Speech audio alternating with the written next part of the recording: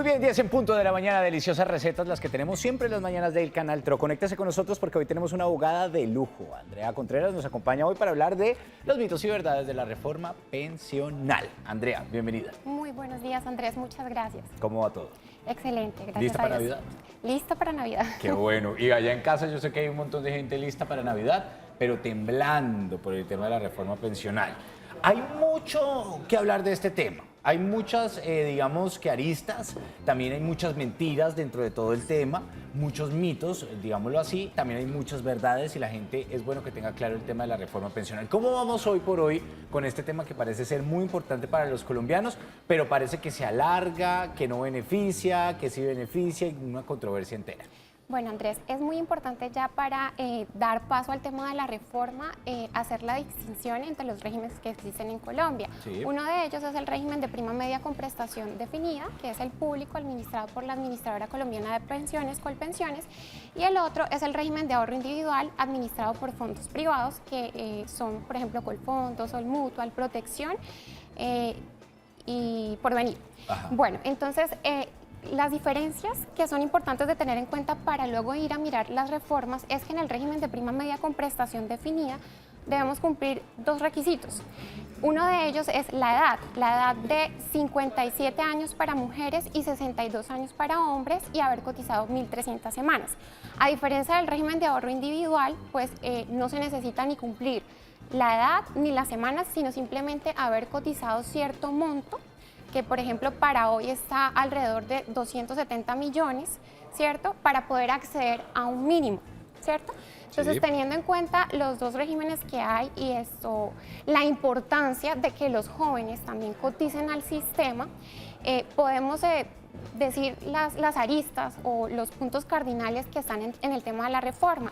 El gobierno inicialmente pues se había hablado del tema de aumentar las edades, Sí. ¿cierto? Entonces, quedaba en el tema de 50, 60, 67 años para hombres, ¿cierto? Ajá. Pero entonces, ¿qué fue lo que dijo el gobierno? Yo no voy a tocar el tema de las edades se mantienen ¿Cómo estaban? como están. Lo mismo son el tema del término para cotizar, que son 1.300 semanas que no se modifican. ¿Qué es lo que sí entra a modificarse en el régimen de prima media con prestación definida y el de ahorro individual son los aportes? Ok. Los aportes que dan, teniendo en cuenta si yo soy trabajadora, que estoy por un contrato individual de trabajo, o si soy independiente, afecta enormemente. Entonces, digamos, en la actualidad nosotros estamos cotizando alrededor del 16%, el 4% lo cotiza el trabajador y el 12% lo cotiza la empresa. Ahora, si yo soy independiente, yo tengo que pagar la totalidad de ese 16%. ¿Qué es lo que dice la reforma? Pues auménteme 4 puntos más.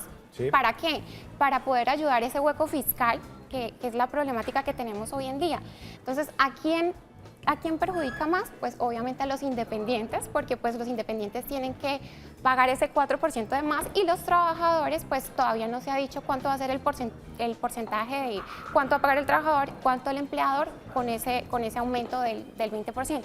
Ahora, Sí. otro tema de la Ajá. reforma también que es importante tenerlo en cuenta es el tema de la pensión de sobrevivientes. Sí. Actualmente, si yo cumplo con los requisitos para acceder a la pensión de sobrevivientes, pues y la persona, el causante, ya estaba pensionado, pues yo tenía el derecho de acceder al 100% de la mesada pensional. Ajá. ¿Qué es lo que quiere la reforma? La reforma es, si la persona, el causante, no alcanzó a estar pensionado, ¿cierto? Pero pues cumplió con los requisitos, que esto es tener 50 semanas dentro de los 3 años anteriores al fallecimiento, pues pueden entrar a heredar. En primer lugar está el cónyuge, ¿cierto? Y los hijos. Pero entonces lo que quiere esta reforma es que no se pague el 100% Sí. de lo que le correspondería, sino el 75%. Otro tema cardinal está el tema de las megapensiones, ¿cierto? Aquellas personas que pues tienden a ganar un poco más, ¿qué es lo que quiere esta reforma? Quitarle los subsidios para poder subsidiar a las personas que no cumplen o no alcanzan a llegar a acceder a los requisitos que son de la edad mínima, pero ya están viejos y no tienen esa capacidad para continuar laborando, Sí. ¿cierto? Entonces, eso es lo que quiere el sistema como tal. ¿Qué otra implementación vemos ahí en el régimen de prima media? Los BEPS, ¿cierto? también el presidente del Colpensiones hace poco también entró en charla a explicar este mecanismo. Sí, que es muy bueno además. Exactamente, es muy bueno. ¿Por qué? Porque digamos, si yo en la actualidad no alcanzo a cumplir con los requisitos legales, que son las semanas, pero ya tengo la edad, yo tengo derecho, tanto en el régimen de prima media como en el de ahorro individual, en el régimen de prima media a solicitar mi indemnización sustitutiva y en el de ahorro individual a que me den los aportes, ¿cierto? Devolución de aportes. Pero ¿qué es lo que pretende este beneficio periódico? Es dar un subsidio del 20% a aquellas personas que no alcanzan a adquirir la pensión de vejez. Un ejemplo, Andrés, yo alcancé a ahorrar 100 millones de pesos, ¿cierto? Sí. Pero en definitiva ya no doy más, no puedo cumplir con las semanas de cotización. Entonces lo que me da este subsidio es 20% más de lo que yo tengo ahorrado, que sería 20 millones de pesos más. Es decir, que yo estaría adquiriendo el valor de 120 millones de pesos, que estos 120 millones de pesos me van a ser a mí dados de manera vitalicia, pero de manera bimestral. Sí. Y calculándose. Entonces, para este tema de los 120 millones, estarían recibiendo la persona alrededor de 1.200.000 pesos bimestrales. Lo que se pretende es colaborar al sistema con las personas que no cumplen esos requisitos y que no se lleven el dinero para sus casas, ¿cierto? Porque pues generalmente uno lo que hace es recibe, se lo gasta y bueno, ¿y entonces qué voy a hacer más adelante? Entonces es como programar mi tema de ahorro cuando yo no cumplo con este beneficio. Bien, vámonos entonces en este momento a conectar con Francia, que está lista para hablar con nosotros. Francia, buenos días. Muy buenos días. ¿Cómo amanece Francia? Bien, sí, señor. Bueno, la escuchamos. Mire, yo tengo 74 años. Estoy pagando, tengo 800 y pico semanas. Sí. Y entonces, si me puedo pensionar, o tengo que pagar a una abogada para que me diga qué debo hacer. ¿Cuántos años tiene? ¿Cuántos años tienes, Francia? 64. 64. Bueno, Francia, su merced dice que tiene 850 semanas cotizadas y a la fecha tiene 64 años. Ya estamos como el tema del retiro forzoso. Entonces, doña Francia, con el beneficio que pretende la reforma, ¿qué podría hacer?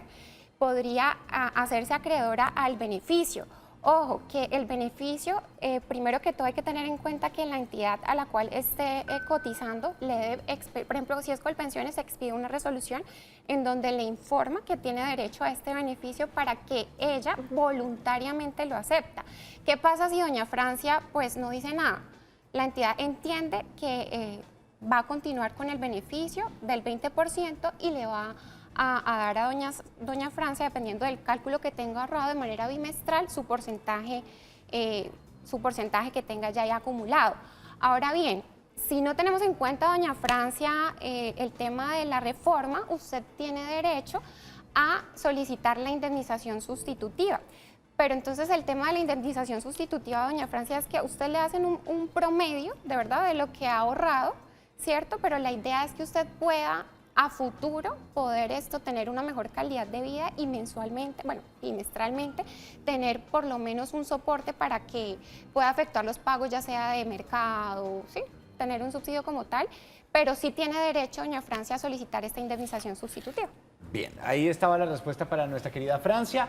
Usted copie, que es bueno copiar y sacar fotocopia de la siguiente información para que se la entregue a toda la gente que tiene alrededor, porque llega el momento de los mitos y verdades sobre la reforma pensional. Aparece en pantalla el primero de todos los que tenemos nosotros en nuestra mañana para que usted se instruya y tenga el conocimiento necesario para hablar sobre este tema tan importante. ¿Eliminar el régimen de prima media afectaría a los futuros pensionados?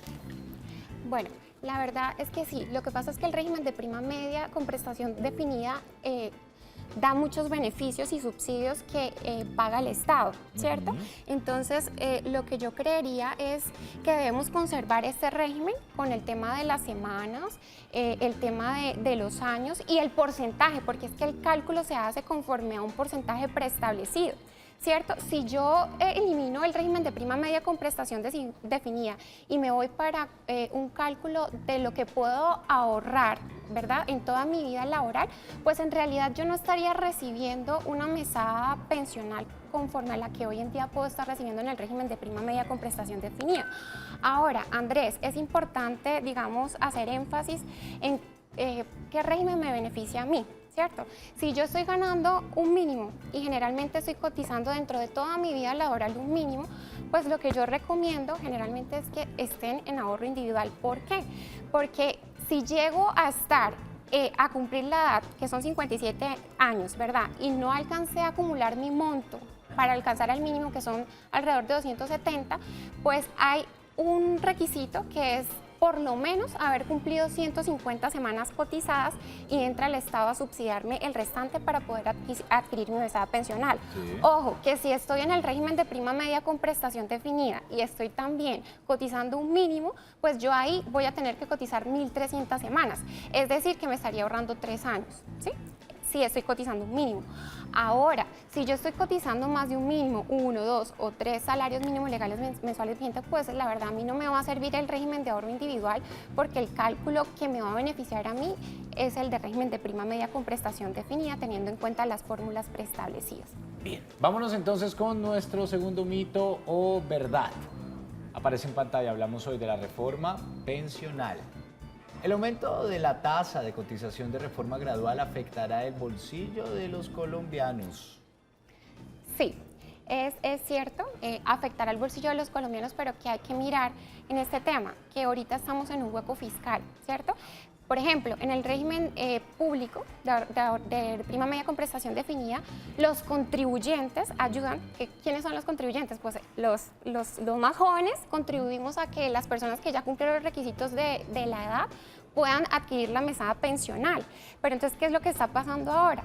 Que no tenemos como la cultura de, ay, yo soy joven, no me voy a pensionar, ¿para qué voy a estar cotizando? Y eso no, o sea, debemos cambiar esa cultura, y pues lo que yo los invito es a que sigan cotizando, ¿sí? Como jóvenes, porque es que ustedes no solamente están adquiriendo el beneficio más adelante a futuro si llegan a riesgos de pensión de vejez, sino solamente el de invalidez. O sea, ¿qué pasa si yo llego a perder el 50% de mi capacidad laboral? Yo cumplo los requisitos, estoy cotizando, estoy dentro de la formalidad, pues a mí me van a dar una pensión de invalidez. Igualmente, pues si llego a faltar, mi familia pues podrá tener derecho a la pensión de sobrevivientes. Entonces la idea o la invitación es a todos aquellos jóvenes que piensan que para qué cotizar, no, es que tenemos que contribuir al sistema, que sí es cierto que esta cotización que va a aumentar al 20%, pues nos va a afectar el tema del bolsillo y más que todo a los independientes.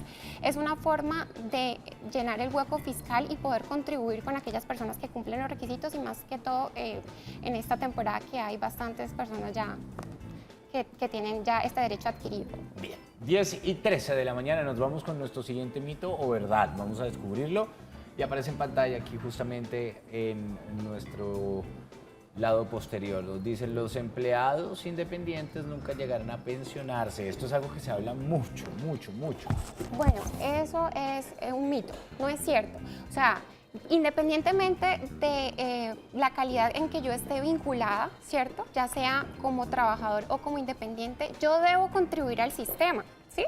Debo cotizar a pensión, debo cumplir con el tema como independiente, de cotizar el 16%, obviamente, pero entonces de hacerlo de manera continua, y al hacerlo de manera continua yo estoy reportando en mi reporte de semanas de cotización a pensión mis semanas para poder adquirir posteriormente al derecho a la pensión. Entonces eso es un mito. Bien, vámonos entonces con el siguiente. Aparece justamente en pantalla. A esta hora estamos hablando de los mitos y verdades de la reforma pensional. En el futuro no habrán jóvenes que soporten las pensiones de un número alto de personas mayores. Por eso es que mucha gente deja de cotizar. Bueno, en este lo voy a decir un sí, pero teniendo en cuenta lo que está pasando en la actualidad. Okay. ¿En qué sentido, Andrés?